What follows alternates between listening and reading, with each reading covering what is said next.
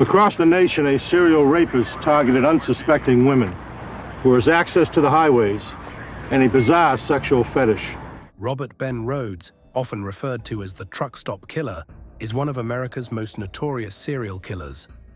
Operating across the United States in the 1980s and 1990s, Rhodes used his career as a long-haul truck driver to target vulnerable women. His victims were often hitchhikers, prostitutes, or others living on the fringes of society, and he used his seemingly ordinary job to hide in plain sight. His killing spree spanned years, and despite police investigations, it wasn't until a key clue emerged that the full scope of his crimes became clear. The chilling details of his crimes and the final clue that led to his capture are enough to send a shiver down anyone's spine. Robert Ben Rhodes was born on December 27, 1946, in Brighton, Colorado, into a seemingly ordinary family. His childhood appeared unremarkable, with both parents present and a stable middle-class lifestyle. There were no immediate signs of trouble, but those who knew him noted that he was a solitary child, often withdrawn and introverted. His parents, while loving, described him as someone who kept to himself, a trait that would later become more pronounced as he grew older. By the time he entered adolescence, Rhodes' behavior began to change in disturbing ways. His interests shifted toward darker subjects, particularly sadomasochistic fantasies.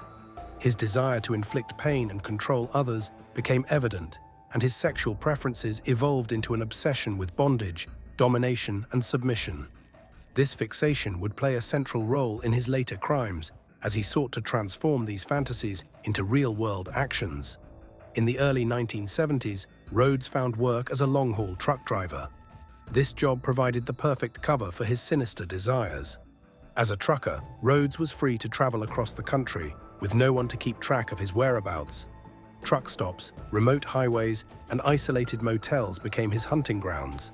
His profession allowed him to blend in with the trucking community, and he could easily approach vulnerable women, many of whom were hitchhikers, sex workers, or runaways. These women were often desperate for a ride or assistance, making them easy targets for Rhodes. While his criminal activities did not come to light until the 1980s, it is believed that Rhodes' predatory behavior began long before then. As a truck driver, he found the perfect environment for his dark urges, and his killings would go unnoticed for years. His ability to stay hidden, constantly on the move, enabled him to escape detection for much of his early spree. The first known victim of Robert Ben Rhodes was not identified until much later in the investigation, and authorities only connected him to the murder after his eventual capture. The exact date of the killing is uncertain, but it is believed to have occurred in the early 1980s, around the time Rhodes was starting his deadly spree. At the time, his profession as a long-haul truck driver allowed him the perfect cover for his criminal activities, making it difficult for investigators to link him to the series of disappearances and deaths that would follow over the next decade. Rhodes' modus operandi was chilling in its methodical nature. His approach was refined and consistent. He preyed on vulnerable women, often hitchhikers, sex workers, or runaways, individuals who were easy targets and unlikely to be missed quickly. These women, living on the margins of society, often had no family or support systems to alert authorities when they vanished. The seclusion and anonymity of truck stops, rest areas, and highways were ideal hunting grounds for Rhodes. His ability to blend in with the transient trucker community meant that he could easily abduct women without raising suspicion. Once he had chosen his victim, Rhodes would approach her under the guise of offering a ride or assistance. His truck, a mobile fortress, became the scene of unspeakable horrors. He would typically restrain his victims, often with handcuffs or other restraints, and then drive them to secluded areas far from prying eyes. These remote locations, sometimes in the middle of nowhere, were where Rhodes would carry out his sadistic acts. Torturing his victims for hours or even days, Rhodes used his physical strength to control them, forcing them into submissive positions where they could do nothing but endure the pain he inflicted. His acts of violence were not random or impulsive, but carefully planned and executed. Rhodes would engage in extreme forms of physical and psychological abuse, subjecting his victims to unimaginable horrors. The women were often terrified, completely at his mercy, unaware of their impending fate. In his twisted desire for control, Rhodes would frequently take photographs of his victims during their final moments, capturing the terror in their eyes before he ultimately ended their lives. The deaths were as brutal as the tortures that preceded them. Rhodes typically strangled his victims or beat them to death, using methods designed to inflict as much pain as possible while maintaining his control over them. Once his victims had been killed, Rhodes would discard their bodies like trash, often driving miles away before dumping them in remote areas. These desolate places made it difficult for authorities to quickly identify the bodies or connect the murders to a single killer. The nature of the killings made it nearly impossible to detect any clear pattern at first. Rhodes's ability to travel across the country, coupled with the transient nature of his victims, ensured that many of his crimes went unnoticed or were attributed to other causes. The fact that he operated in isolated areas where missing persons cases were often neglected or written off as the result of other dangers, such as overdoses or accidents, allowed him to avoid detection for years.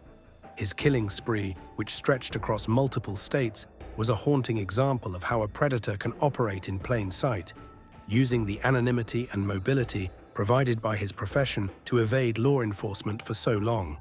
Despite the mounting number of women who went missing along his routes, investigators had no solid leads and struggled to make connections between the growing list of disappearances. For years, Rhodes' name was not even on the radar of authorities investigating these crimes. It wasn't until the early 1990s when a breakthrough came in the form of a routine traffic stop and the discovery of crucial evidence that Rhodes would finally be connected to the series of brutal killings. The investigation would take a terrifying turn as more details emerged, revealing the extent of his sadistic crimes and shedding light on the dark secrets he had been hiding. Despite the growing number of missing persons reports and suspicious deaths across the United States, Robert Ben Rhodes was able to evade detection for many years. His profession as a long-haul truck driver allowed him to travel extensively across the country, making it difficult for law enforcement to track his movements and connect the dots between the various disappearances. His ability to blend in with the trucker community and move between states with little suspicion made him a ghost in the system. As the 1980s and 1990s passed, authorities began to notice a troubling pattern among the string of disappearances. Many of the women who vanished were last seen at truck stops, motels, or rest areas, locations frequently used by truckers. Some of the bodies of missing women had been discovered in areas that matched the routes Rhodes would take on his long hauls. However, without concrete evidence or witnesses, investigators could not draw a direct connection between these deaths and the trucker.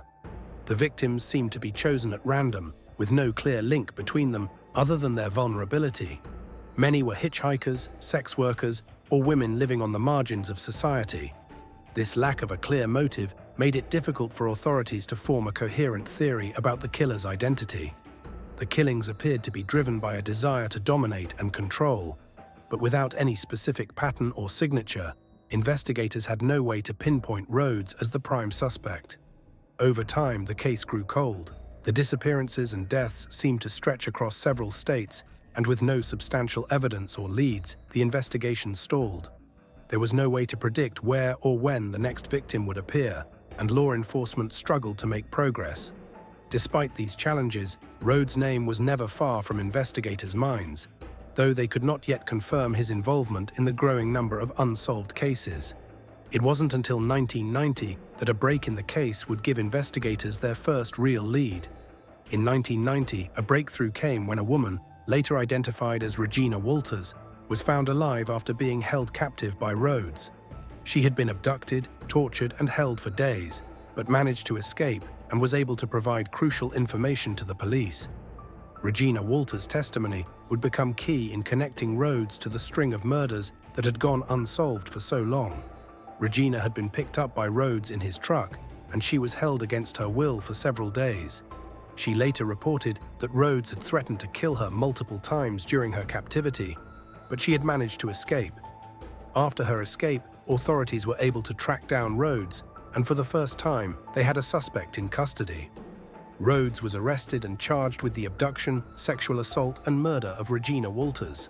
At the time, investigators had no idea just how many other victims Rhodes had left behind. Walters' testimony helped piece together Rhodes' pattern of behavior. and soon investigators were able to connect his name to a string of unsolved murders across several states. The breakthrough in the investigation into Robert Ben Rhodes' crimes came when authorities seized his truck during a routine investigation.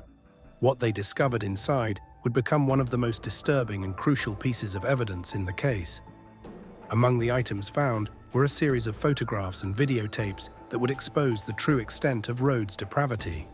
These images were not random snapshots. They were chillingly intimate recordings of his violent acts, capturing Rhodes with his victims in the final moments of their lives. The photographs and tapes depicted scenes of torture and terror, with Rhodes often seen posing alongside his victims. The footage revealed a calculated and sadistic method of abuse. In the tapes, Rhodes filmed his acts of violence, documenting every twisted detail as he tortured his victims. He would often narrate the scenes, speaking in a cold and detached manner as if the suffering he caused was merely a form of entertainment for him. This footage gave investigators an inside look into his mindset, and the recordings became pivotal in linking Rhodes to multiple murders across the United States. For investigators, the tapes were more than just horrifying documentation. They were essential to solving the case. Not only did they provide irrefutable evidence of Rhodes' crimes, but they also allowed law enforcement to connect him to a series of unsolved disappearances and murders that had baffled authorities for years. The photos and videos also helped to confirm the identities of several victims, some of whom had been missing for years. With these gruesome recordings in hand, the investigation into Rhodes' killing spree gained new momentum, leading to his eventual capture and conviction. Robert Ben Rhodes was eventually arrested and charged with the murders of several women, although the full extent of his crimes remains unclear. Due to the elusive nature of his killings and his ability to operate under the radar as a truck driver, it is believed that Rhodes may have been responsible for dozens of murders during his long-haul trucking career. His victims, often vulnerable women from marginalized groups, were selected carefully, and many of them went missing without a trace. Their disappearances were often dismissed or overlooked, making it harder to connect the murders until years later. Rhodes' capture and subsequent trial were a significant moment in the investigation of serial killers in the US. At trial, he was convicted of multiple counts of murder, kidnapping, and other related crimes. The evidence gathered, particularly the photographs and videotapes found in his truck, played a crucial role in securing his conviction. These harrowing pieces of evidence provided irrefutable proof of his sadistic acts, showing not only his involvement in the murders, but his complete lack of remorse. The visual documentation of his crimes, which he had kept for his own twisted gratification, became a key component of the prosecution's case. Despite his conviction, many questions remained. The full scope of Rhodes' killings is unknown, as investigators were only able to definitively link him to a handful of murders. It is believed that his truck driving routes allowed him to target women across a vast expanse of the United States, leaving many of his crimes unreported or buried in cold cases. The number of women he abducted and murdered could be much higher than what was officially confirmed, and it is likely that several of his victims remain unidentified. Rhodes was sentenced to life in prison without the possibility of parole, ensuring that he would never again have the opportunity to carry out his brutal acts. Yet, even as he serves his sentence, the case continues to haunt law enforcement and the families of those who remain missing. While Rhodes is behind bars, the true scale of his murderous spree may never be fully known. His ability to evade detection for so long and the many years of unsolved disappearances mean that many of his victims' stories may never be heard. The case of Robert Ben Rhodes, the truck stop killer, stands as a chilling reminder of the dangers lurking in society and the vulnerability of certain individuals, particularly women who live on the fringes. His ability to prey on hitchhikers, prostitutes, and runaways, all while evading law enforcement for years, highlights the challenges faced by investigators in cases involving serial killers. Moreover, Rhodes' case underscores the importance of forensic evidence in solving cold cases. Without the key piece of evidence, the last clue in the form of the notebook and photographs, Rhodes' reign of terror might have continued unchecked. The discovery of this evidence not only helped bring closure to the families of his known victims, but also sparked a renewed effort by law enforcement to investigate cold cases across the country, hoping to identify other women who may have fallen victim to Rhodes.